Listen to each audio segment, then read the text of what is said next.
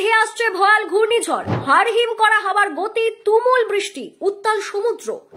ভারত মহাসাগরীয় আবহাওয়া বিভাগ জানিয়েছে, উত্তর পূর্ব আরব সাগরের ওপর একটি গভীর নিম্নচাপ কয়েক ঘন্টার মধ্যেই ঘূর্ণিঝড় শক্তিতে পরিণত হবার এবং আরো শক্তিশালী হয়ে একটি গুরুতর ঘূর্ণিঝড়ে পরিণত হবার আশঙ্কা রয়েছে।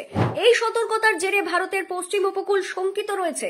দ্বারকা এবং পোরবন্দরের পশ্চিমে অবস্থিত এই সিস্টেমটি ভারত থেকে দূরে উত্তর পশ্চিম আরব সাগরের দিকে সরে যাবে বলে আশা করা হচ্ছে। তবে তার আগে এটি গুজরাট, উত্তর মহারাষ্ট্র উপকূলে সমুদ্র উত্তাল করে তুলবে, বইবে ঝোড়ো হাওয়া। এটি বর্ষা পরবর্তী মরশুমের আরব সাগরের প্রথম ঘূর্ণিঝড় এবং এর নাম শক্তি। বিতর্ক সৃষ্টি করছে কারণ এর আগে একটি ঘূর্ণিঝড় শক্তি নিয়ে বিভ্রান্তি তৈরি হয়েছিল, যা বাস্তবে কখনো তৈরিই হয়নি। উত্তর ভারত মহাসাগরের ওপর তৈরি হওয়া ঘূর্ণিঝড়গুলির নাম 13টি দেশের দেওয়া একটি তালিকা থেকে আইএমডি ক্রমানুসারে ব্যবহার করে এইবারের নাম শক্তি, SHAKHTI, যেখানে একটি এইচ বা হ রয়েছে। নামটি প্রস্তাব করেছে শ্রীলঙ্কা। নামটি কেবল তখনই ব্যবহৃত হবে যখন সিস্টেমটি ঘূর্ণিঝড়ের শক্তি অর্থাৎ ঘন্টায় 72 কিলোমিটার অর্জন করবে। প্রসঙ্গত 2025 সালের মে মাসে বঙ্গোপসাগরে একটি ঘূর্ণিঝড় তৈরি হয়েছিল শক্তি নামে। এ নিয়ে সামাজিক মাধ্যমে প্রবল হইচইও শুরু হয়েছিল।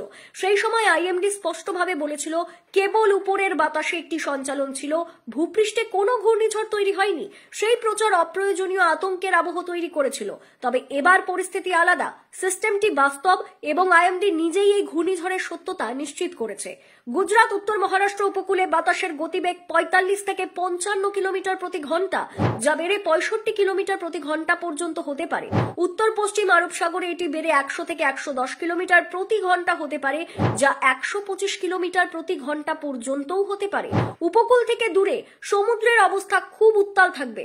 গুজরাট, উত্তর মহারাষ্ট্র উপকূলের কাছে এটি উত্তাল থেকে অতি উত্তাল হবে। ছোট জাহাজ এবং বন্দরগুলিকে প্রস্তুতি সেরে রাখতে বলা হয়েছে।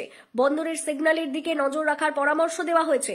এই ঝড়ে সবচেয়ে বেশি বিপদে পড়বেন সমুদ্র নির্ভর মানুষজন। জেলেরা সবচেয়ে বেশি সমস্যার মুখোমুখি হবেন।